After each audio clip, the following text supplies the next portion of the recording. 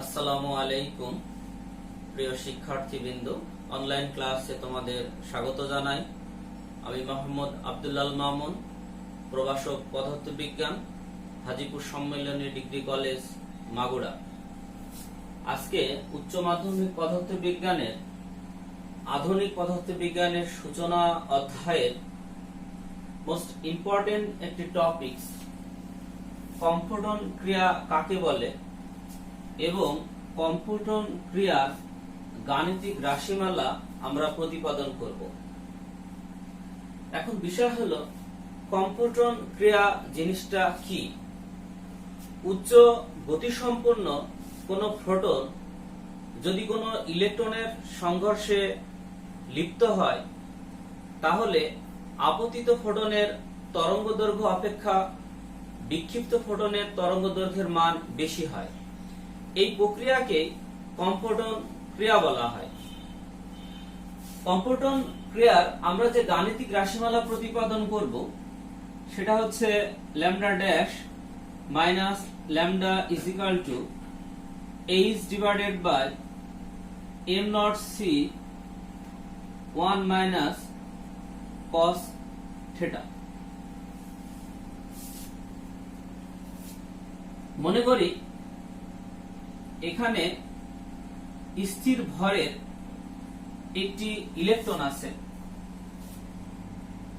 যে ইলেকট্রনের মোট শক্তি m নট c স্কয়ার। স্থির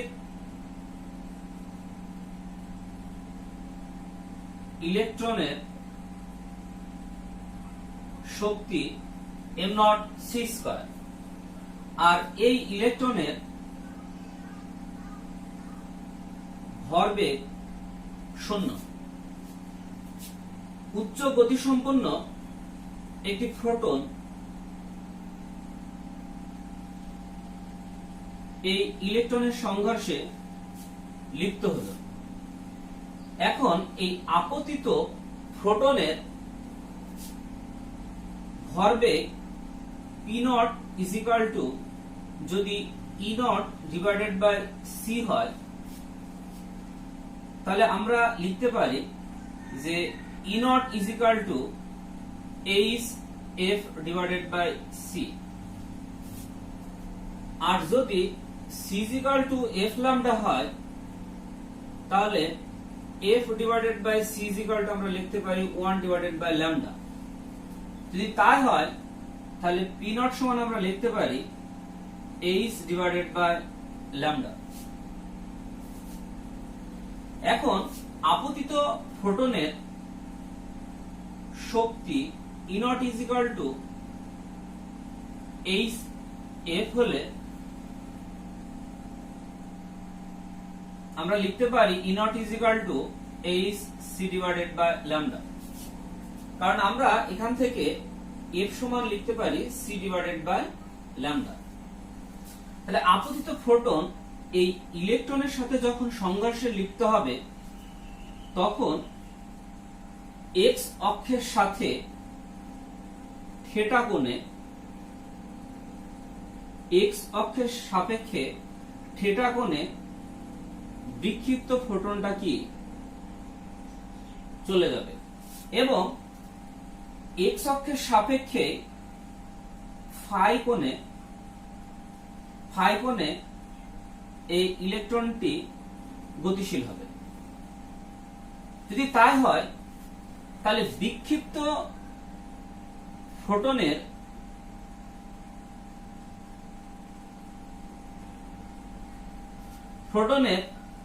আমরা ভরবেগ p dash is equal to লিখতে পারবো e divided by c is equal to h f dash divided by c is equal to h divided by lambda dash, এবং এর শক্তি আমরা লিখতে পারবো is equal to h f dash is equal to h c divided by lambda dash.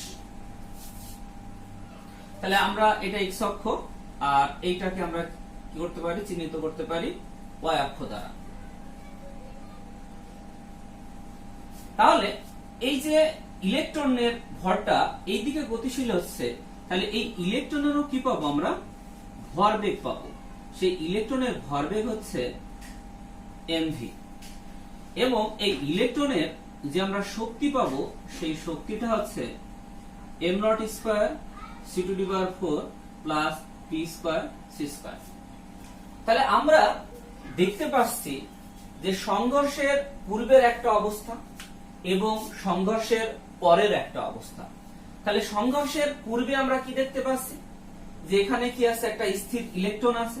সেই স্থির ইলেকট্রনের মোট শক্তি হচ্ছে m0 c স্কয়ার, এবং এই স্থির ইলেকট্রনের ভরবেগ হচ্ছে কি 0। তাহলে উচ্চ গতি সম্পন্ন একটি প্রোটন ইলেকট্রনের সংঘর্ষে লিপ্ত হচ্ছে। তাহলে লিপ্ত হওয়ার পূর্বে ওই আপতিত প্রোটনের ভরবেগ আমরা কি পেলাম, h/λ, এবং ওর শক্তি পেলাম hc/λ। তাহলে যখন এই প্রোটন এবং ইলেকট্রনের সংঘর্ষে লিপ্ত হলো, তখন আমরা দেখতে পাচ্ছি x অক্ষের সাপেক্ষে থিটা কোণে আপতিত প্রোটনটা কি বিক্ষিপ্ত হচ্ছে, এবং x অক্ষের সাপেক্ষে ফাই কোণে ইলেকট্রনটা কি হচ্ছে, চলে যাচ্ছে। তাহলে বিক্ষিপ্ত ফোটনের ক্ষেত্রে আমরা যে ভরবেগ পাচ্ছি p' h/λ', আর শক্তি আমরা পাচ্ছি কি E hc/λ'। অনেক সময় আমাদের ছাত্ররা যে p0 E/c কিভাবে হয় সেটা আমাদের ছাত্ররা বুঝতে পারে না। তাহলে আমরা দেখি যে কিভাবে আসলে p0 E0/c লেখা যায়। আমরা জানি আইনস্টাইনের ভর শক্তি সমীকরণ E কি mc²। তাহলে এখান থেকে আমরা লিখতে পারি যে mc × c, এই ভর এবং c হচ্ছে আমার প্রোটনের ভরবেগ। তাহলে m এবং c এর গুণফল যদি p হয়, তাহলে আমরা এই ইকুয়েশনটা লিখতে পারি E pc। তাহলে p কি লেখা যায়, E/c। এখন ভেক্টর উপাংশের সূত্র অনুসারে x y কাঠামোর জন্য আমরা লিখতে পারি x অক্ষ বরাবর যে উপাংশ সেটা হচ্ছে p' cos θ, এবং y' বরাবর যে উপাংশ হবে সেটা হচ্ছে p' sin θ। আবার আমরা যদি x y' কাঠামোর জন্য আমরা যদি লিখি, তাহলে x অক্ষ বরাবর উপাংশ হবে p cos phi, এবং y' অক্ষ বরাবর উপাংশ হবে p sin phi। তাহলে এখন আমরা যদি এখানে ভরবেগের সংরক্ষণশীলতার নীতি প্রয়োগ করি, ভরবেগের সংরক্ষণশীলতার যদি নীতি প্রয়োগ করি, তাহলে আমরা পাবো যে p0 p' প্লাস p। এখন x অক্ষ বরাবর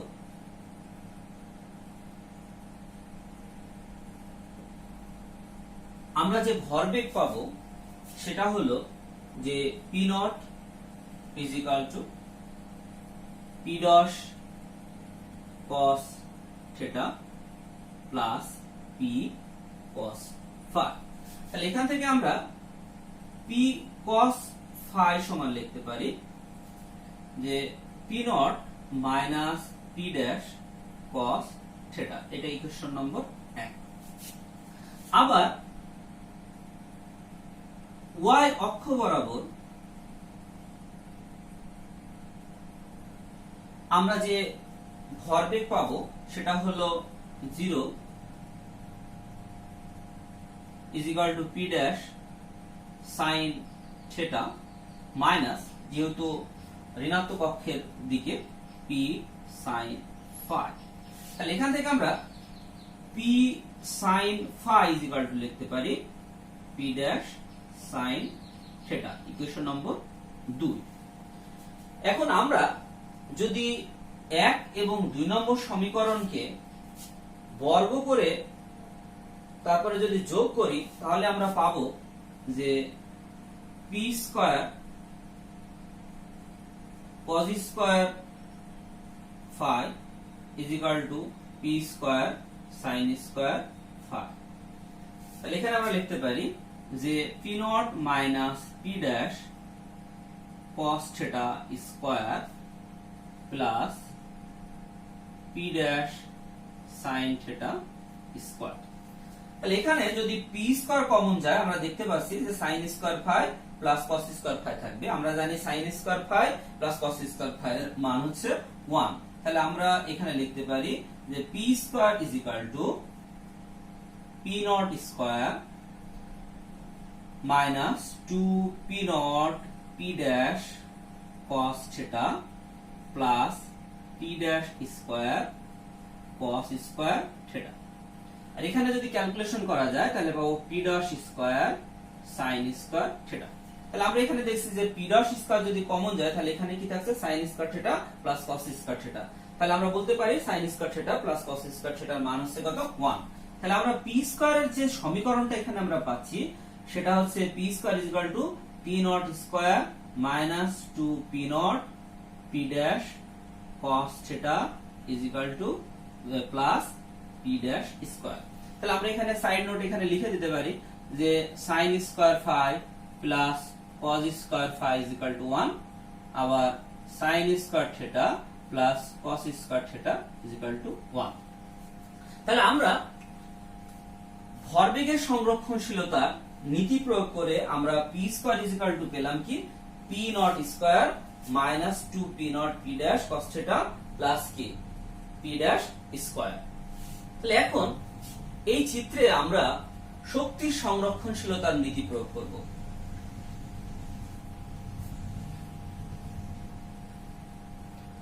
শক্তির সংরক্ষণশীলতার নীতি, শক্তির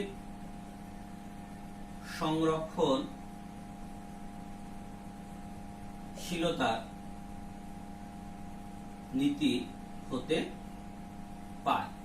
তাহলে আমাদের সংঘর্ষের পূর্বে যে শক্তি ছিল সেটা হচ্ছে কি e naught plus M naught c square, আর বিক্ষিপ্ত হওয়ার পরে মানে সংঘর্ষিত হওয়ার পরে যে শক্তি ছিল সেটা হচ্ছে e plus root over M naught square c to the power 4 plus p square C square. তাহলে আমরা ই নট বলতে আসলে যেটা জানি সেটা হচ্ছে h c divided by lambda, আর এখানে কি থাকবে m naught c square. E বলতে আমরা জানি h c divided by lambda dash plus, তাহলে এখানে আমরা মানটা বসায় দিই m naught square c to the power 4 plus কিসের মান বসাবো পি স্কয়ার মান বসাবো। তাহলে পি স্কয়ারের মান জানি আমরা P naught square minus 2 P naught P dash cos theta plus কি পি ড্যাশ স্কয়ার, আর এখানে আমাদের কি আছে সি স্কয়ার আছে। তাহলে আমরা দেখতে পাচ্ছি যে এই সমীকরণের ভিতরে এখানে সি টু দি পাওয়ার 4 আছে আর এখানে কি সি স্কয়ার আছে। তাহলে আমি দুই জায়গা থেকে কি করতে পারি সি স্কয়ার কমন নিতে পারি। যদি সি স্কয়ার কমন নিই তাহলে এখানে কি থাকবে আমার সি থাকবে। তাহলে প্রত্যেকটা জায়গা থেকে কি হবে সি কমন চলে যাবে। যদি যায় তাহলে থাকবে কি এখানে H divided by lambda plus M naught C is equal to H divided by lambda dash plus root over M naught square C square plus P naught square minus 2 P naught P dash cos theta plus P dash square.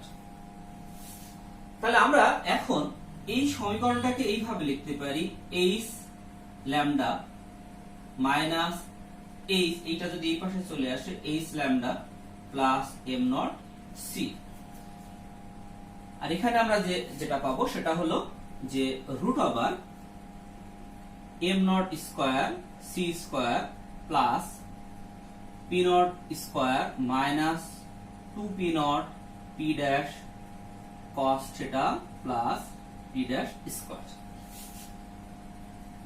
তাহলে এখন আমরা H divided by lambda বলতে আমরা যেটা জানি সেটা কি P naught, আর H divided by lambda dash বলতে যেটা জানি সেটা হলো কি P dash.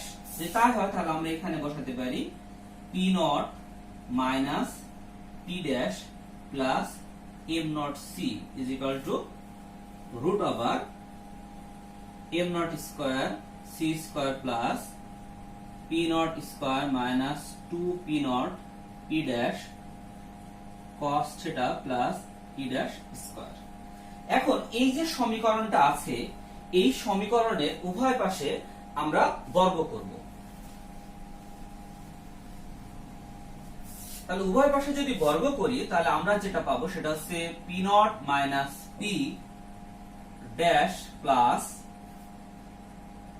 M naught c square, আর উভয় পাশে বর্গ করার জন্য কি হয়ে যাবে, রুটটা আউট হয়ে যাবে। তাহলে এখানে থাকবে কি M naught square C square plus P naught square minus 2 P naught P dash cos theta plus P dash square.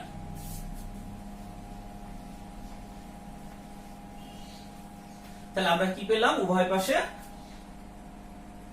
বর্গ করে এই সমীকরণ পেলাম, উভয় পাশে বর্গ করে। তাহলে এখন এখানে কি আছে যে আমরা যদি এটাকে a ধরি আর এটাকে b ধরি তাহলে এখানে সূত্র হবে a প্লাস b হোল স্কয়ারের সূত্র। যদি তাই হয় তাহলে আমরা এটাকে লিখতে পারি যে p naught minus p dash square a square plus 2 a b plus b square মানে m naught square c square, আর এখানে ডান পাশে আছে m naught square c square plus p naught square minus 2 p naught p dash cos theta plus p dash square. তাহলে এখানে আমরা যদি আবার a মাইনাস b স্কয়ারের সূত্র অ্যাপ্লাই করি তাহলে এখানে পাবো p naught square minus 2 p naught p dash plus p dash square, আর এখানে কি থাকবে 2 p naught minus p dash m naught c plus m naught square c square, আর ডান পাশে যা আছে সেগুলো আমরা লিখে দিই m naught square c square plus p naught square minus 2 p naught p dash cos theta plus p dash square. তাহলে আমরা দেখব যে ডান পক্ষের রাশিমালার সাথে বাম পক্ষের রাশিমালা কোনগুলো মিল আছে, যেগুলো মিল থাকবে আমরা কি করব সেইগুলো বাদ দিয়ে দেব। তাহলে আমরা এখানে দেখতে পাচ্ছি m naught square c square, এখানে m naught square c square আছে, তাহলে এটার সাথে এটা আমরা কি বাদ দিতে পারি। তাহলে এখানে p নট স্কয়ার আছে, এখানে কি আছে p নট স্কয়ার আছে, সেটাকে আমরা বাদ দিতে পারি। তারপরে এখানে p ড্যাশ স্কয়ার আছে, এখানে p ড্যাশ স্কয়ার আছে, সেটা কি আমরা বাদ দিতে পারি। আর আমরা দেখতে পাচ্ছি যে এখানে minus 2 p naught p dash আছে, এখানে 2 p naught minus p dash m naught c আছে, আর ডান পাশে আছে minus 2 p naught p dash cos theta. তাহলে আমরা সমীকরণটাকে একটু সাজায় লিখি, 2 p naught minus p dash m naught c is equal to 2 p naught p dash minus 2 p naught p dash cos theta.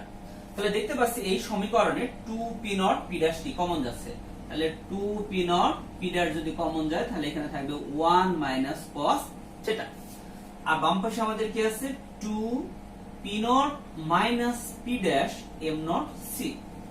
তাহলে আমরা এই সমীকরণটাকে বাম পাশের নিচে নিয়ে আসি আর এটাকে আমরা ডান পাশের নিচে নিয়ে যাই।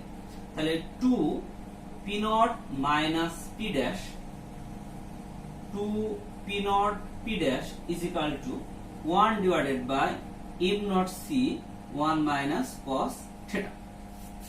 তাহলে এই 2 আর 2 কি কেটে যাচ্ছে, তাহলে এখানে থাকে p naught divided by p naught p dash minus p dash divided by p naught p dash is equal to 1 divided by m naught c 1 minus cos theta.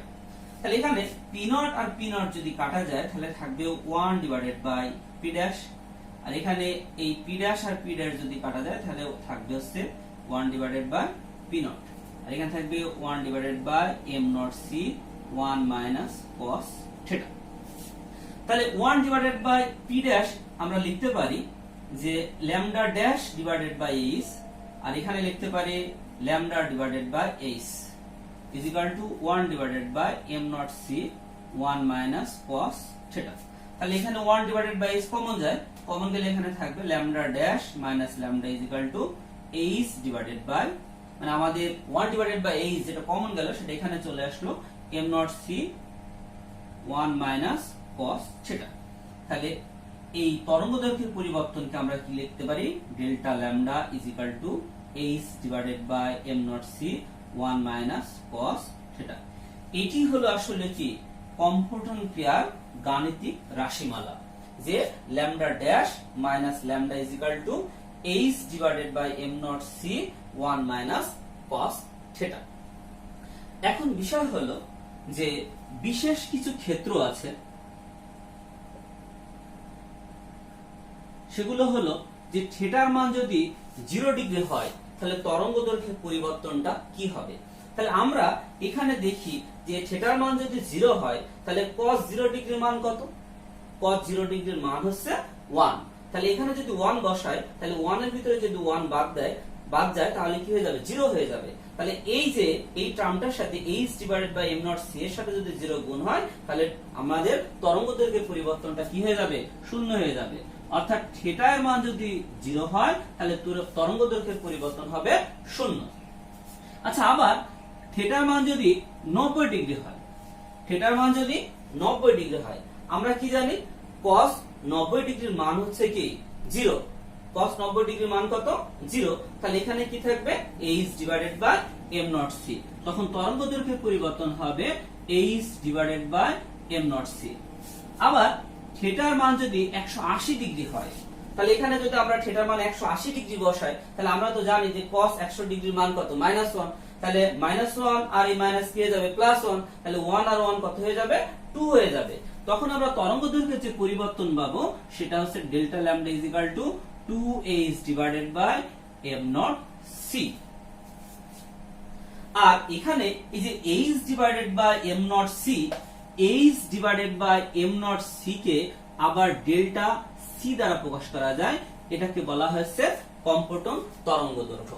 তো প্রিয় শিক্ষার্থীবৃন্দ, আজ এই পর্যন্তই। তোমরা ভালো থেকো, সুস্থ থেকো, এই শুভকামনায়। আল্লাহ হাফেজ।